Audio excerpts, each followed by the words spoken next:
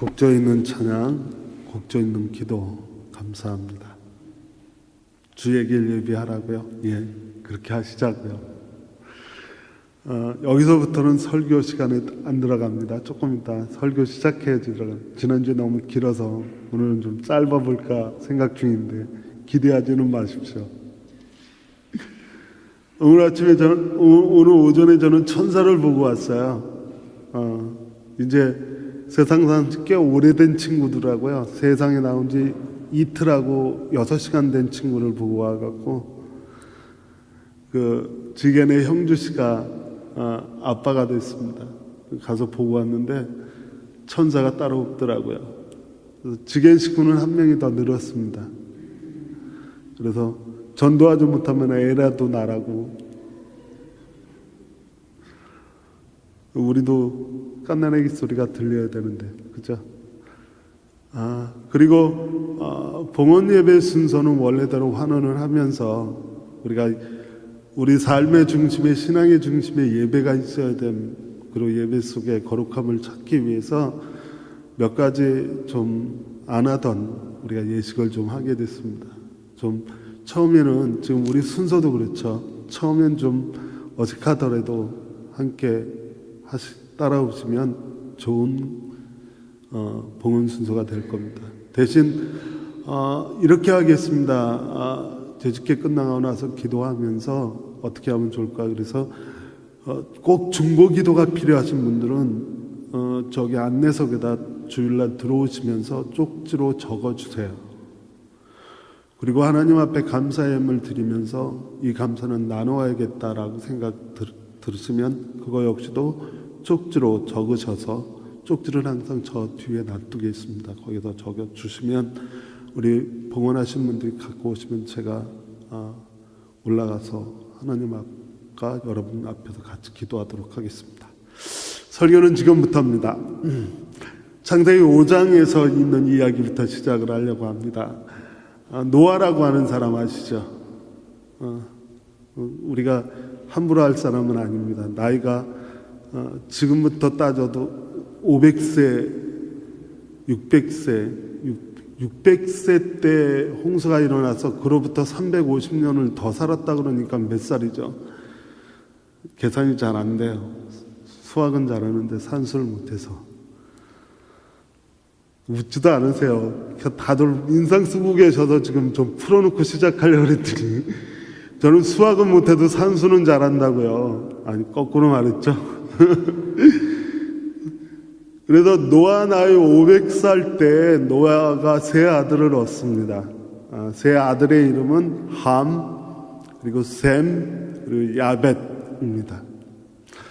함은 성경이 뭐라고 계속 소개하냐면 가나안의 아버지, 그러니까 함의 아들이 가나안이라는 소리예요. 노아의 아들이 셋, 함, 그리고 셈, 야벳이고, 그리고 특별히 함의 아들 중에 네 번째 아들, 그러니까 노아의 손자입니다. 가나안. 그래서 가나안의 아버지 함과 그리고 셈과 야벳이 노아 500살 되던 해 얻습니다. 그리고 100년 있다가 노아의 대홍수가 나죠. 정확히 이야기하면 노아의 대홍수가 아니라 하나님이 큰 물로 세상을 심판하시죠. 그리고 나서 그게 거의 정리가 되고 땅이 말랐습니다. 땅이 마르니까 노아가 방주에서 나와서 농사를 짓기 시작을 해요. 농사꾼이 됐습니다. 땅의 아들 암하레츠라고 하는 이야기가 있는데 중요한 건 아니고, 그래서 노아가 농사꾼이 됩니다. 노아가 농사꾼이 돼서 처음 심은 게 포도나무예요. 그의 포도나무를 심어놓고 이게 홍수가 져서 마른 땅이라 그런지 굉장히 비옥했나 봐요. 그래서 첫 해 포도나무에서 포도를 꽤 많이 수확을 했습니다. 고대 사람들이 과실나무에서 과실을 수확하고 나면 오랫동안 보관해야 되니까 보관 방법 중에 하나가 즙을 내서 보관하는 거예요. 즙을 만들어서. 대부분의 과실이 즙을 내면 어떻게 되죠? 발효가 돼요. 최태우 집사님 웃지 마세요. 그 발효되면 최태우 집사님 좋아하시는 게 되죠. 그죠? 네. 대부분이 과실이 발효가 되고 나면 술이 됩니다. 술술. 그래서 아마 노아도 특별히 양조장은 만들지 않았지만 그 전에 노아의 시대 전에는 포도주를 먹었다는 성경 기절이 없어요. 아마 노아가 얻은 수확을 즙으로 만들어서 뭐가 될지 잘 몰랐는데 발효가 나니까 포도주가 됐겠죠. 근데 어느 날 노아가 그 포도주를 너무 많이 먹었어요. 포도주도 많이 먹으면 취합니다. 그죠? 예. 아시는 분은 끄떡이시네. 전 몰라요. 어떻게 되는지. 노아가 그 포도주를 너무 많이 먹고 취했어요. 여러분 성경을 아시겠지만 노아가 술에 많이 먹고 취하는 바람에 잠들었는데 그냥 자는 게 아니라 술 먹고 나면 더워요. 그래서 옷을 다 벗었어요. 그리고 자기 장막에서 아무도 안 보겠지 그랬는지 하여튼 술에 취해서 옷을 벗은 채 잠들었어요. 문제는 그렇게 옷을 벗은 채 잠든 한두 살도 아니라 600살이 넘은 분이 술 먹고 취해서 자고 있는 걸 뭐라 그래요? 허물과 수치가 드러났다라고 이야기하는데, 어쨌든 간 그가 술 먹고 옷을 벗고 자고 있는데 때마치 그 장막에 함과 노아의 아들 함과 그리고 노아의 아들 함의 아들 네 번째 아들인 가나안이 그 할아버지이자 아버지 노아의 장막에 들어왔다가 에그머니나 못 볼 걸 봤어요. 성경은 함과 함의 네 번째 아들 가나안이 노아의 하체를 봤다라고 되어 있는데, 정확히 이야기하면 히브리어에 따르면 하체라고 하는 말이 가지고 있는 뜻이 수치스러운 것이라고 하는 뜻입니다. 정확히 이야기하면, 뜻을 이야기하면 함과 가나안이 아버지이자 할아버지인 노아의 허물과 수치스러움을 보았다라고 하는 거예요. 그런데 함과 가나안이 어떻게 했냐면 그것을 보고 도저히 웃음을 참을 수가 없어서 나와가지고 떠들기 시작했어요. 우리 아버지가, 우리 할아버지가 그러면서 덮어드리질 못하고 떠들어댔습니다. 그 얘기를 듣고 있던 노아의 나머지 두 아들인 셈과 야벳이 안 되겠다라고 싶었는지 아버지를 덮어드릴 옷을 가지고 아버지가 잠들어 있는 그 장막으로 갔습니다. 그래서 성경 기록에 따르면 셈과 야벳이 뒷걸음질을 쳐서 장막 안으로 들어가 아버지를 덮어주었습니다. 그것도 모르고 자고 있던 노아가 한참 후에 잠에서 깨보니까 못 보던 옷으로 자신이 덮여져 있는 걸 보고 자초지종을 아들들에게 물어보고 이야기를 다 들었습니다.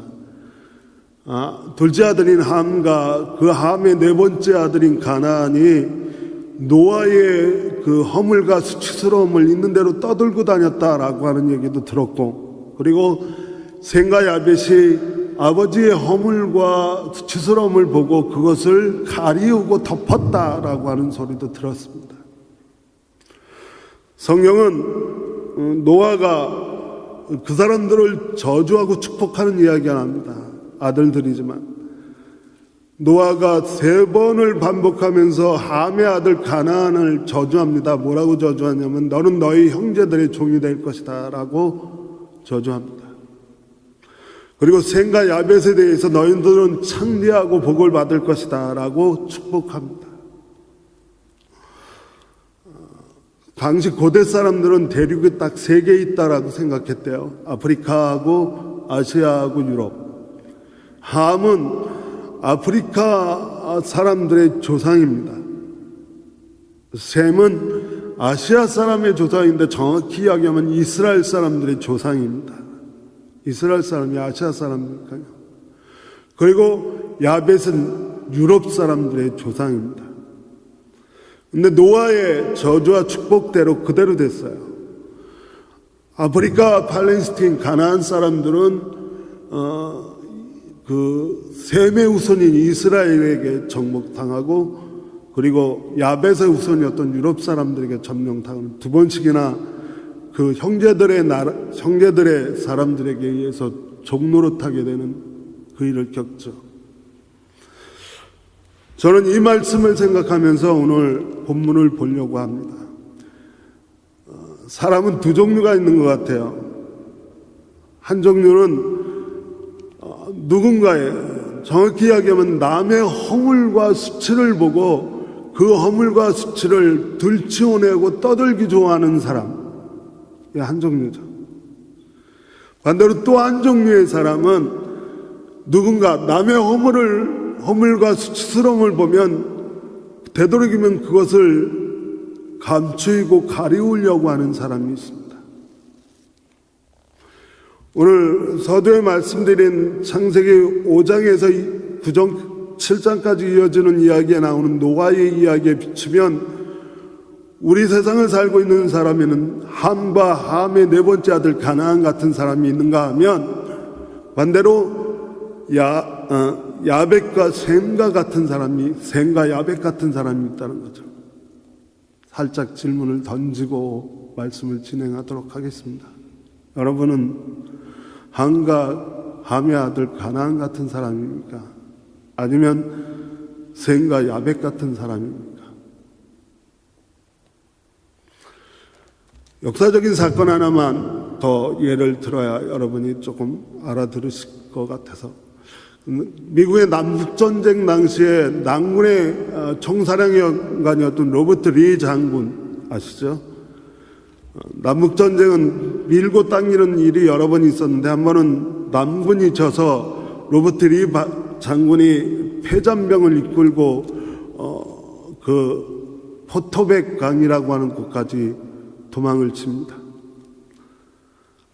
근데 북군이 그걸 추격하고 포토백 강가에 도착했는데 포토백 강이 굉장히 물이 불어나서 도저히 패잔병과 함께 건널 수 없어서 그야말로 진퇴양난이죠. 앞으로 갈 수도 없고 뒤로 갈 수도 없고 이제 죽겠구나 하고 있을 때 북군의 총수였던 링컨 장군이 그걸 알아냈어요. 그래서 드디어 이 지긋지긋한 전쟁을 끝낼 수 있겠다. 왜냐하면 남군의 총수였던 로버트 리 장군을 체포하거나 아니면 죽일 수 있는 기회가 왔으니까. 그래서 링컨이 불이 나게 그 당시 전쟁을 이끌고 있던 미드 장군에게 편지를 씁니다. 미드 장군, 드디어 전쟁 끝날 때가 됐어. 당신 총 공격을 통해서 로버트 리 장군을 체포하셔. 그리고 전쟁을 끝내시오라고 명령을 내렸습니다. 어찌된 일인지 그 명령을 받은 미드 장군이 신중을 기하고 싶어서 그런 랑잠 발음 되죠 이제. 그래서 천천히 하자 작전회의 열고 분명히 하자. 그러는 사이에 그 포토백 강물이 줄어들어서 로버트 리 장군이 도망쳐 버렸어요. 화가 난 사람은 링컨이에요. 링컨이 화가 머리끝까지 나서 도대체 전쟁 끝날 기회가 있었는데 늦잠 피우다가 로버트 리 장군을 놓쳤으니 전쟁은 계속될 것이고 백성은 어려워할 것이고, 그리고 화가 나서 아주 격렬하게 비난하는 글과 엄중한 책임을 묻는 편지를 미드 장군을 향해 썼습니다. 미드 장군이 그 편지를 보았느냐? 보지 못했답니다. 왜냐하면 링컨이 그 편지를 쓰고 책상 서랍에 집어넣은 채 보내지 않았어요. 링컨은 그런 생각이었답니다. 내가 그의 허물과 수치를 드러내봐야 사람 잃어버린 것밖에 없다. 링컨은 백악관에 기도실을 만들었던 지도자로 유명하죠. 어쨌든 여러 가지 평가가 있지만 그는 위대한 지도자였습니다. 그가 위대한 지도자였던 것은 지금 우리가 얘기한 이 이야기처럼 사람을 아끼는 마음이 있었어요. 특별히 드러난 수치와 허물을 덮고 가리우는 것으로 되도록이면 사람을 아끼고 이해하고 돌보려고 하는 마음이 있어서 아마 위대한 지도자였던 것 같습니다. 오늘 본문을 보면 오늘 본문을 이런 생각을 가지고 이해하려고 합니다. 짧은 본문이긴 하지만 국어사전에 보니까 국어사전에 이런 뜻을 가진 단어가 있어요. 마음이 올바르고 사람의 도리에 합당하다라고 하는, 마음이 올바르고 사람의 도리에 합당하다라고 하는 이 단어는 바로 덕입니다. 덕. 그리고 이 덕이라고 하는 이 말을 성경적 헬라어, 그러니까 고대 헬라어로 표현을 하면 철학에 제일 많이 나오는 단어 중에 하나인데 아레테라고 하는 단어로. 그래서 아레테라고 하는 단어를 다시 국어사전에서 찾아보면 이렇게 나옵니다. 사람이나 사물이 가축이 있는 탁월하고 유능한 성질이나 성품, 사람이나 사물에 있는 아주 탁월하고 유능한 성품이나 기질을 덕이다, 아레테다라고 이야기합니다. 예를 들면 발 빠른 사람에겐 발의 아레테, 발이 빠르니까 그 좋은 성질이 거기 있으니까. 땅이 비옥하면 땅의 아레테, 땅이 비옥하니까. 근데 그런 질문이 가능하죠. 아니, 그거 전에 이 아레테라고 하는 말을 조선 후기에 유명했던 철학자였던 다산 정영용이라고 하는 분이 그렇게 이야기했어요. 덕이란 자기가 가지고 있는 생각을 행동으로 옮기는 것이 덕이다라고 이야기합니다. 그런 생각을 가지고 그리스도인의 덕은 뭘까 그러면? 라고 하는 질문과 함께 본문을 보면 믿음이 강한 우리는 믿음이 약한 사람의 약점을 돌봐 주어야 합니다. 라고 하는 말이 눈에 들어옵니다. 바로 우리의 믿음이 우리 인간이 가지고 있는 그 탁월하고 유능한 것 중에 하나가 남을 비판하는 것보다 상대방을 아껴주고 이해해주고 돌봐주려고 하는 마음이 그것이 탁월한 것이고 그것이 유능한 것이죠. 그리스도인의 덕은 바로 이렇게 믿음이 강한 사람이 믿음이 약한 사람들의 약점, 허물과 수치를 덮고 가리울 뿐만 아니라 그것을 돌보아줘서 그 허물과 수치가 그에게 죄가 되지 않도록 만드는 겁니다. 특별히 사도 바울에게 있어서 그런 생각들이 많습니다. 사도 바울은 15장 이전에 14장 17절 19절에서 이렇게 말씀합니다. 하나님 나라는 먹는 일이나 마시는 일이 아니라 성령 안에서 누리는 의와 평화 기쁨입니다. 그리스도를 이렇게 섬기는 사람은 하나님을 기쁘게 해드리고 사람들에게 인정을 받습니다. 그러므로 우리는 화평을 도모하는 일과 서로 덕을 세우는 일에 힘을 씁시다. 이해하세요? 사도 바울이 그리스도인의 덕이라고 하는 것, 그리스도인의 가장 탁월하고 유익한 점이라고 하는 것이 우리 사람들끼리 화평을 도모하는 일과 그들 사이에서 서로 덕을 세우는 일에 힘쓰는 것이 우리가 할 일이다 라고 말씀합니다. 그러면서 베드로도 그런 말씀하죠. 우리가 믿음을 가지고 있으면 이 믿음이 어떻게 해야 우리에게 실질적인 유익이 될까? 우리 모두에게. 내가 가지고 있는 믿음이 모든 사람들에게 어떻게 하면 지금 우리가 보고 있는 이 말씀처럼 서로 유익을 주고 그리고 덕을 세워갈까라고 생각을 하면 그것은 바로 믿음의 덕을 더하는 거예요. 베드로 후서에 이렇게 베드로 사도는 이야기합니다. 그러므로 여러분은 열성을 다하여 여러분의 믿음의 덕을 더하십시오. 그리고 덕의 지식의 절제를, 절제의 인내를, 인내의 경건을, 경건의 신도 간의 우애를, 신도 간의 우애의 사랑을 더하여야 됩니다. 우리가 열심을 다해서 믿음 위에 덕을 더하고 덕 위에 절제를 더하고 절제 위에 인내를 더하고 인내 위에 경건을 더하고 경건 위에 아마도 성도 간의 우애를 더하고 그리고 성도 간의 우애 위에 사랑을 더하라. 이런 것들이 여러분에게 갖추어지고 또 넉넉해지면 여러분은 우리 주 예수 그리스도를 아는 일에 게으르거나 열매를 맺지 못하는 사람이 되지 않을 것입니다.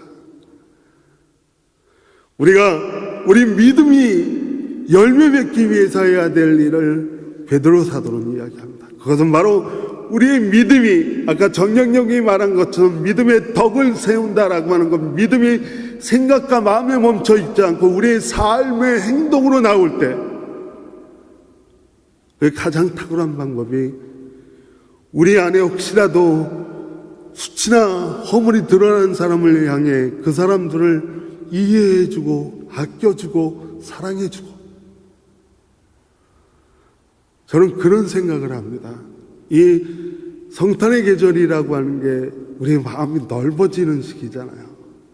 그래서 그동안 챙기지 못했던 사람들을 챙겨주게 되고, 그 사람들을 이해해주게 되고, 그 사람들을 아껴주게 되고, 그 사람들을 돌봐주게 되는 게 이 성탄의 계절 아닙니까?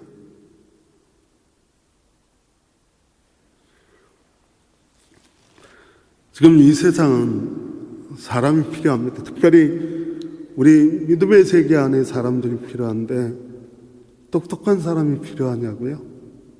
용기 많은 사람이 필요하냐고요? 아니면 돈 많은 사람이 필요합니까? 아니에요. 지금 우리에게 필요한 사람은, 우리 식의 언어로는 후덕한 사람이 필요합니다. 덕망이 많은 사람이 필요해요. 그래서 후덕하고 덕망이 많아서 누구든지 허물과 수치를 가지고 와도 그 사람을 아껴주고 이해해주고 사랑해주고 돌봐주고 함께해주고. 사랑하는 여러분, 저는 오늘 여러분에게 긴 이야기를 하지 않으려고 섰습니다. 오늘 우리가 성탄의 계절을 지나가면서 오늘 우리에게 필요한 건 덕이에요. 아레테, 그리스도인의 덕. 그것은 이 그리스도인이 가지고 있는 믿음과 사랑을 가지고 우리가 먼저 사람을 아껴주고 사람을 이해해주고 사람을 도와주고, 그런 계절이 되시길 주님의 이름으로 축원합니다. 그래야 따뜻한 사람들이 다 모이는 명절이 될 거 아닙니까? 어떤 사람도 이곳에 와서 이해되어 주지 못하는 사람 없이 다 나와서 함께 하나님의 메시아의 다시 오심을 찬양하고 기도하는 그런 날들이 되길 바랍니다. 마지막으로 사도 바울이 빌립보서 4장 8절에서 우리에게 권면하는 말씀을 나누고 말씀 마치겠습니다. 사도 바울은 빌립보서 4장 8절에서 이렇게 이야기합니다. 마지막으로 형제자매 여러분, 무엇에든지 참되며 무엇에든지 경건하며 무엇에든지 옳은 것과 무엇에든지 순결한 것과 무엇에든지 사랑스러운 것과 무엇에든지 명예로운 것과 또 덕이 되고 칭찬할 만한 것이면 이 모든 것을 생각하십시오. 기도하겠습니다. 하나님, 오늘 우리에게 필요한 건 그리스도인의 덕, 그리스도인의 아레테입니다. 우리가 잘할 수 있는 건 우리가 하나님께 사랑을 받은 존재이기 때문에 이 마음 안에 강한 믿음이 약한 믿음 있는 사람을 향해서 그 약점을 돌봐주고 아껴주고 사랑하는 것이라고 믿습니다. 특별히 이 성탄의 계절에 우리가 우리 안에 허락하신 하나님이 누구든지 만나게 하셔서 그들의 약점과 그들의 허물과 그리고 그들의 수치스러움을 덮고 따뜻하게 이해해 줄 수 있는 우리가 될 수 있도록 인도하여 주옵소서. 예수님의 이름으로 기도합니다. 아멘.